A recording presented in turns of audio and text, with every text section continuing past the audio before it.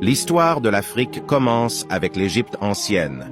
Ce fut le coup de génie du Sénégalais Cheikh Anta Diop que de reprendre une thèse oubliée, déjà proposée à la fin du XIXe siècle, en rappelant en 1954 ce que l'égyptologie blanche, élaborée depuis le XVIIIe siècle, s'était bien gardé de retenir.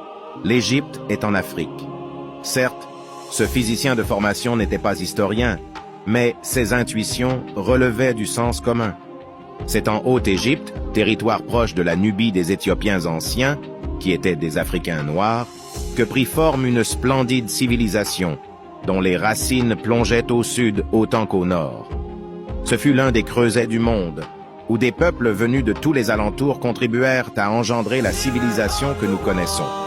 Ces gens, y compris certains pharaons, avaient des teints de peau très variés, en un temps où le racisme de couleur ne prévalait guère sur le racisme de culture.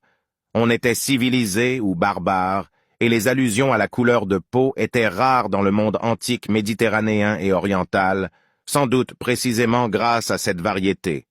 La plupart des habitants, compte tenu des métissages et du climat, étaient plutôt basanés, certains plus noirs, d'autres plus clairs, et de morphologie variée, comme en témoignent les profils des fresques tombales.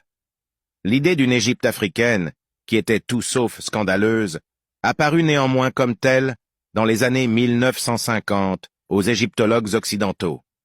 Le commun des mortels n'était pas encore débarrassé de l'héritage du racisme scientifique codifié au XI